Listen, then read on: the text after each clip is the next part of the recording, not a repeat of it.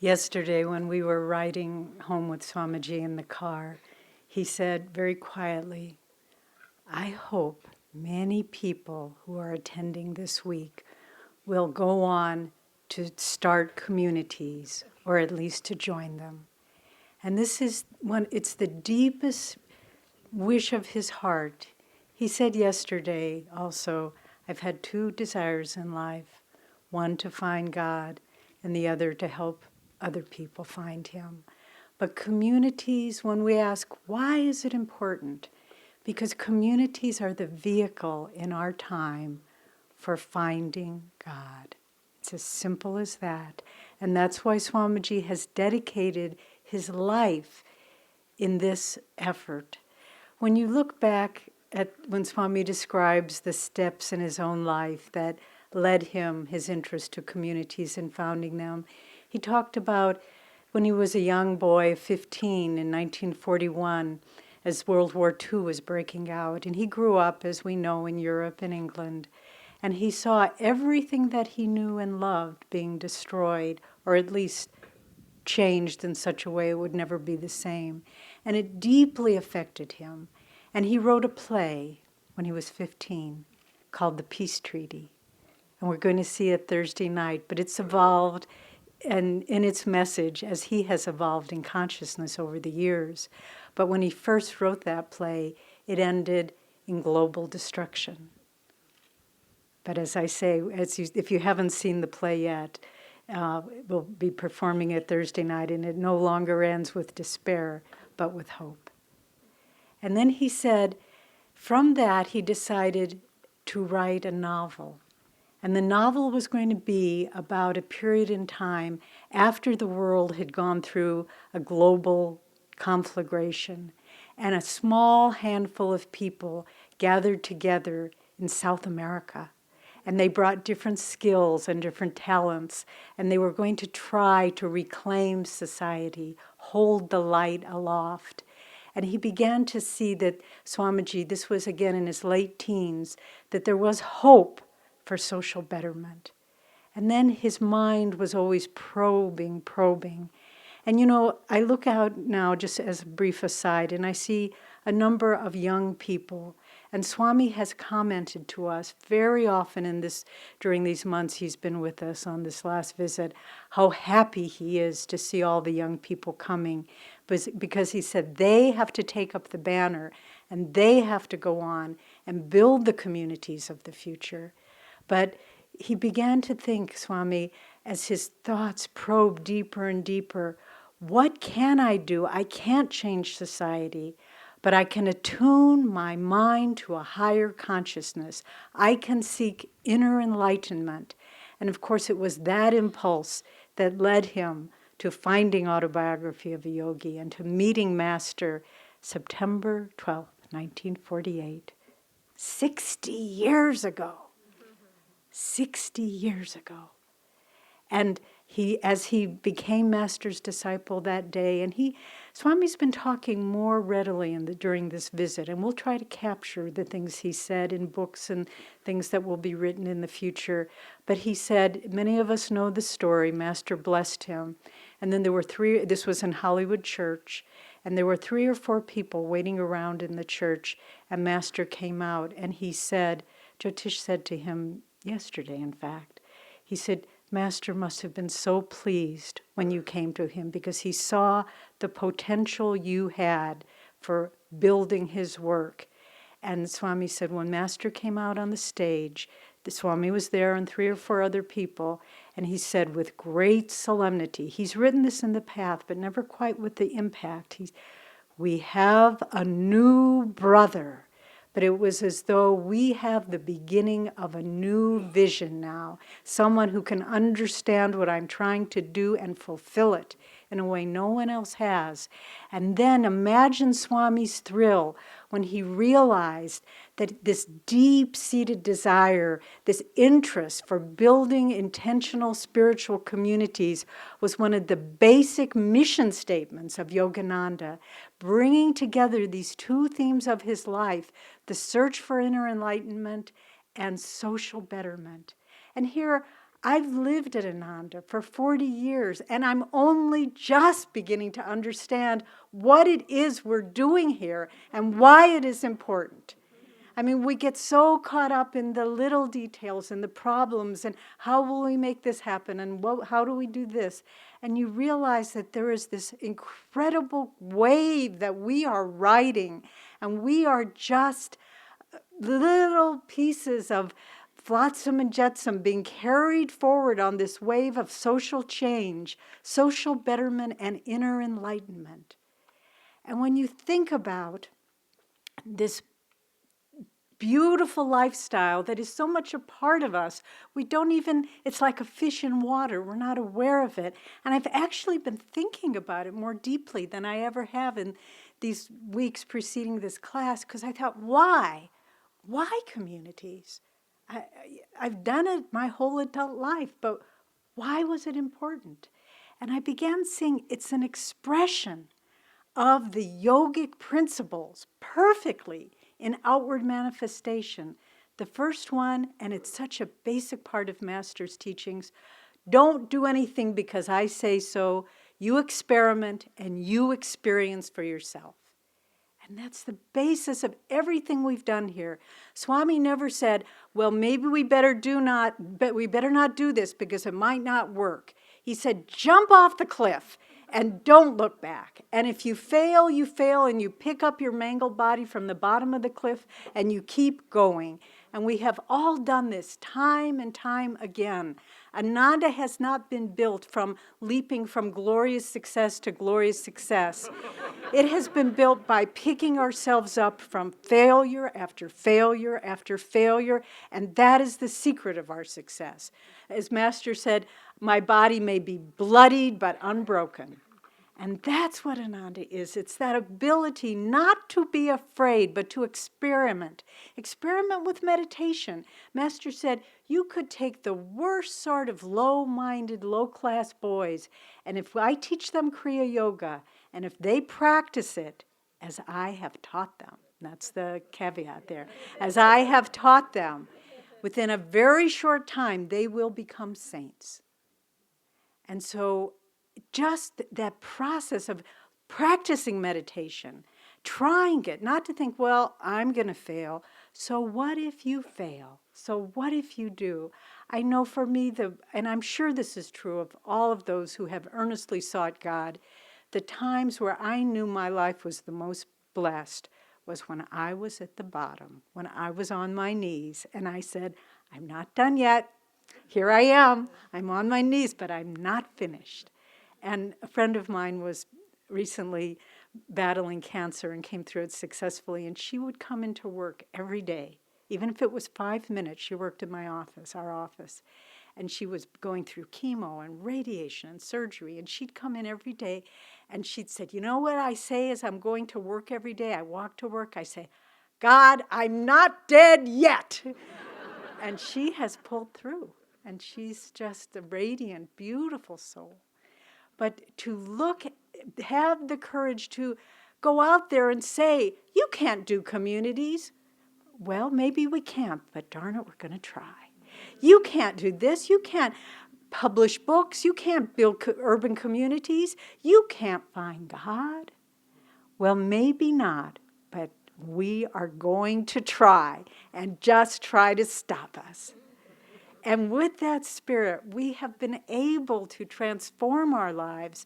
And I've seen it so often that Swamiji is more pleased. I know this in my heart, not with the results. We're so trained in the way we're educated, success-oriented. Success proves greatness. It's not if you win or lose, but it's the effort to try. So number one, that's the yogic principle of experiment and experience it for yourself. Why do we live in communities? Because it's such a challenging, overwhelming, frustrating, liberating experience. And we know it. We have lived it. And then the second thing, the yogic principle that underlies why communities are important is to live in a vision of the unity of all life.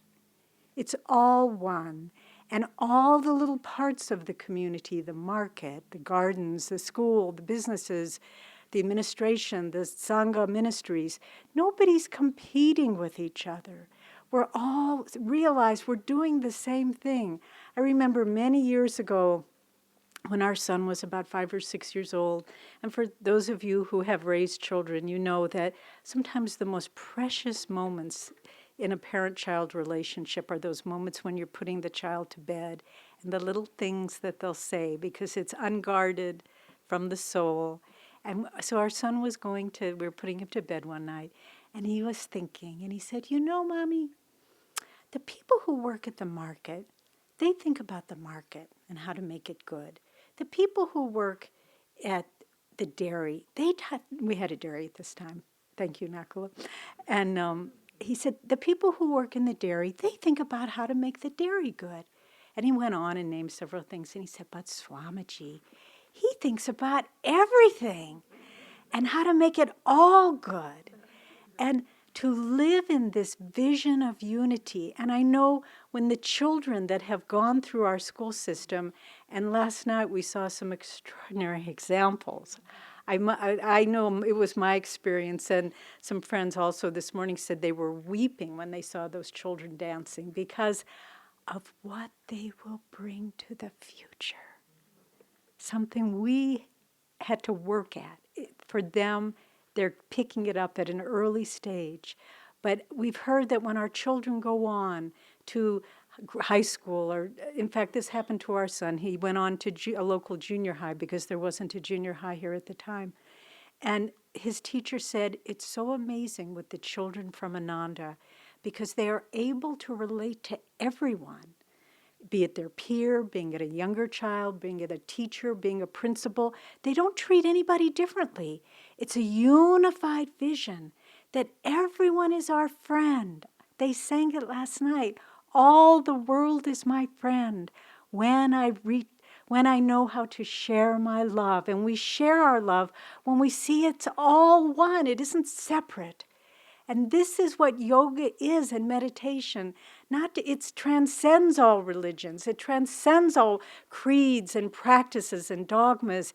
It's a unified vision. In India, they call it Sanatana Dharma, but it simply means there is a righteousness and a blessedness which permeates every aspect of our home, of our work, of our service, of our body, of our mind, that underlying presence of the divine in everything that we do. And one of the extraordinary joys of living in community is watching people live their lives. So if they're answering phones, if they're hosting guests, if they're planting gardens, if they're painting walls, whatever it may be, every aspect is lived in that unified vision of God's presence in us all. Now, Swami wrote a book in 1967, when Ananda was, shall we say, just a twinkle in his eye. And in that book, I remember reading it in 1969 when I first got here. And I believe Jyotish and Seva, who were Swami's stalwarts even before Ananda existed, they typed it up. After work, they'd go into Swami's apartment, type it up, and run it off on a little home mimeograph machine and staple it together, I suppose, and put it in bookstores. And little by little, that book got out. And I remember when I arrived, 1969, I read that little book. And that book was prophetic. Cooperative communities, how to start them, and why. And in that book, he expresses certainly a lifetime, and in truth be told, many lifetimes of thinking about social transformation and inner enlightenment. And when you read it, you thought he knew it all. And when I read it in 1969, I thought, yes, of course, this is so self-evident. We hold these truths to be self-evident, that God created us all, that we were made to live in joy, that we were made to live in harmony and cooperation, not competition, with our fellow human beings. And he outlines it with simple, humble, joyous thoughts. It's so simple that one might almost overlook it. And yet it is a seed for the future of our planet. And in that book, he talks about, and I was looking recently at the 7th edition, which came out in 1972, which was, after all, just 4 years into the creation of the community. And in that book, he talks about the 3 secrets for Ananda's success. And when I looked at them, I thought, absolutely true here 40 years later. And he said the first one was that we find our peace inwardly through meditation first, and secondarily in outward things and in other people. And I have seen the most extraordinary examples of this truth, of people finding their truth inwardly through meditation, finding their peace. And no matter what happens, no matter how that peace is challenged and threatened, that peace is never lost if we find it first in meditation. I remember the day of the fire that Swamiji spoke about in 1976. And I remember standing in the market area. Everything that we had worked for 8 years was totally burnt to the ground, ashes. I loved what Durga said once. Her mother called her after the fire, and she was saying, "Did you get your furniture out?" "No, Mom, we didn't get anything out." "Did you get your clothes out?" "No, Mom." And then she was going on and on. And finally Durga said, "Mother, think about a handful of ashes. That's what we have." And I think her mom got the point then. But I remember that day, and I was trying so hard to feel God's presence. And then I remember at a certain point, Seva and Jyotish and I kind of were standing together, and I looked in their eyes, and there was absolute peace, honestly. And I said, "I wonder where we're going to build the next community." And it looked like Hiroshima after the bomb. And they just looked at me, not challenging, not judgmental, but just calmly and with inner peace. And they said, "Oh, we'll just rebuild it here." And I knew that we would, because I knew that power of soul force that comes from connecting your peace with the greater peace would serve us to do this. And I remember another test we went through, 12 years of legal battle, in which we triumphed unbelievably. And then I remember we had one day here where we had a celebratory weekend, and we invited the lawyers who had represented us, who had become our good friends by this time. And I remember John Parsons, who was a dear and great man who represented us all those many years through thick and thin. And he stood up weeping. And he said, "You people of Ananda," he said, "I have fought shoulder to shoulder with you through thick and thin, and in the bright times and in the dark times." He said, "You have found an ability to go forward with calmness and peace that I do not understand, but which I stand in awe of." Where does that come from? It comes from finding the peace within yourself. More recently, we had a tragedy strike our community. The 25-year-old son of a dear friend and member was killed in a tragic accident about a few weeks ago. But a few weeks ago, we had a memorial service for him in this amphitheater, and he was an extraordinary young man. He had the ability to live, he born and grew up at Ananda, the ability to live in joy and kindness, all the principles that we live here. And this amphitheater was filled with hundreds and hundreds of his friends. All of them were grief-stricken. Many of them were openly weeping. And his mother, who is a dear friend of mine. And I knew the grief she was going through because I had been with her during those days. And she stood up here, and with calmness and peace in her heart, she projected meaning and peace to those hundreds and hundreds of his friends who had come. It was the most extraordinary thing I have ever seen in my life. And I bow at the manifestation of Divine Mother in that woman who was able to transcend her own grief and do that. It was inner peace, the secret of Ananda's success. The second point that Swami says, the secret of our success, is to see our life, see our work as joyous service. And the work days beyond number that we have had in this community, whether it was pouring, whether it was sunny, whether we were ill, whatever the circumstances, but the joyous service. And I want to read a quote from a book that's going to be coming out soon. This is an extraordinary book by Barbara Bingham called Crystal Hermitage, a photographic pilgrimage to the spiritual heart of Ananda Village. And it's the most Barbara's a gifted photographer. God comes through her in her photos. And she used quotes from different of Swami's writings throughout the book. And I just read this a few days ago, and I wanted to share it with you. This is Swami he's talking about Crystal Hermitage, but it applies to all of Ananda. Crystal Hermitage, or Ananda, is singularly blessed in the fact that it was built almost entirely by friends of mine. Their energy continues to flow into it, even now, to be amplified and returned to them many-fold.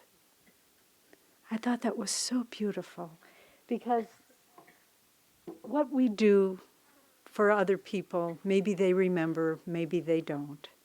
But what we do in joyous service to God comes back to us many times and is amplified. And when you look out and see the radiant, joyous faces of people who have given their lives to God, it's in large part because what they've done, unbeknownst to them, comes back and has been amplified many, many times. I remember, it was probably 1977 or so. We were having a work day. We were building the expanding light. It didn't exist then.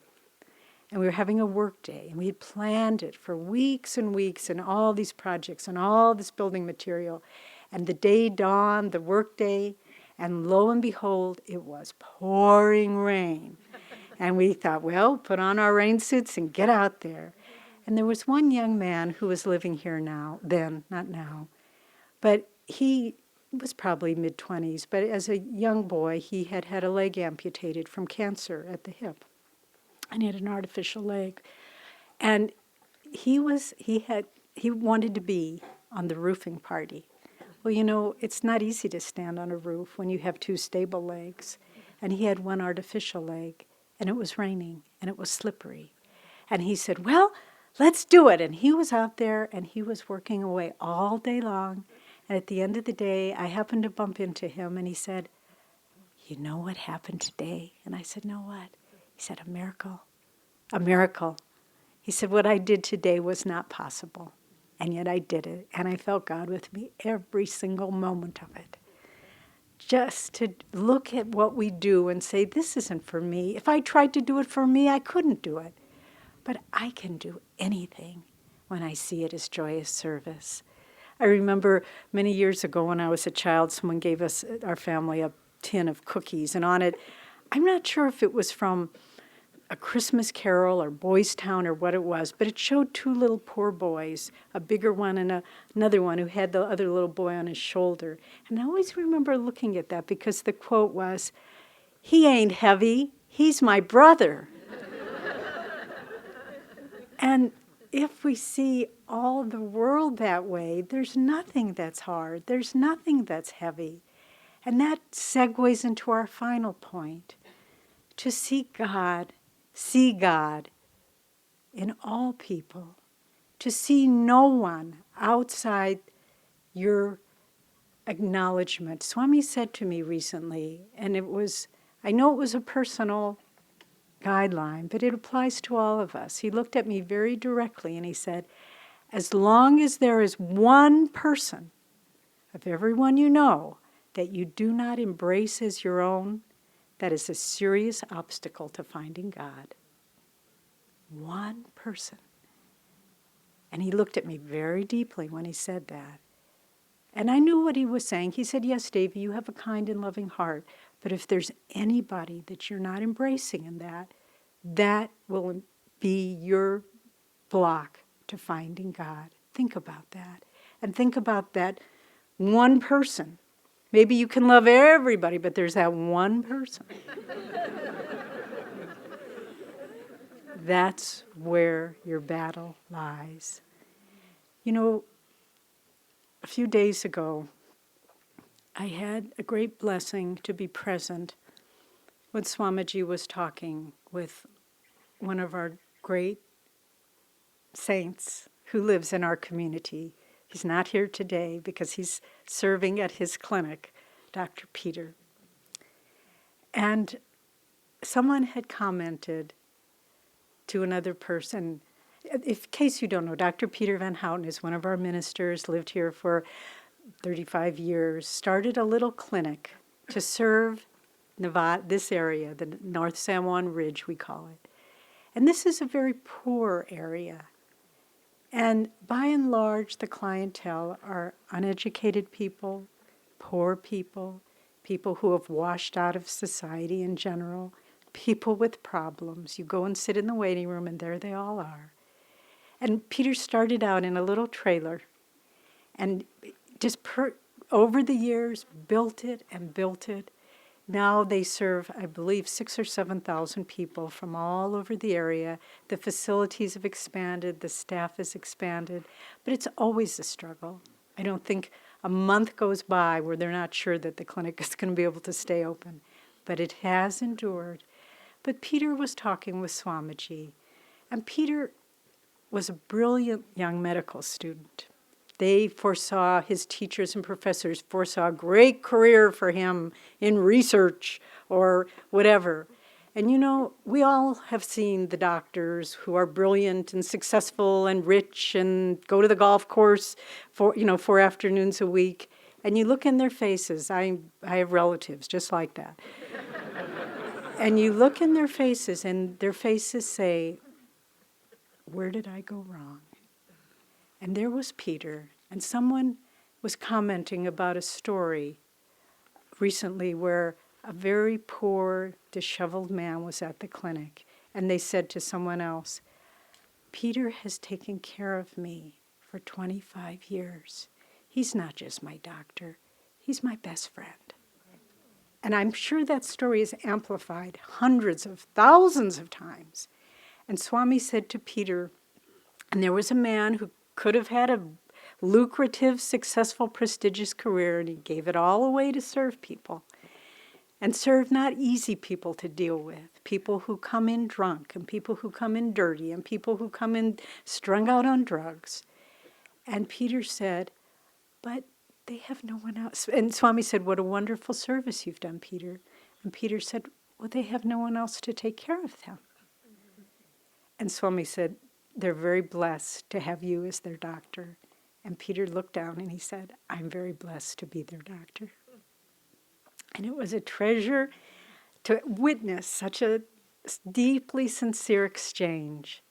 And this is what Ananda is. It's to see no boundaries of how broad our heart can reach, no limitations on how we can pursue our dreams. The beautiful words, follow your dream, though it leads to worlds unknown, from Swami's song. Life's but a shadow once our dreams have flown. What if men cry, your dream is not our own? Your soul knows the answer. Go on alone.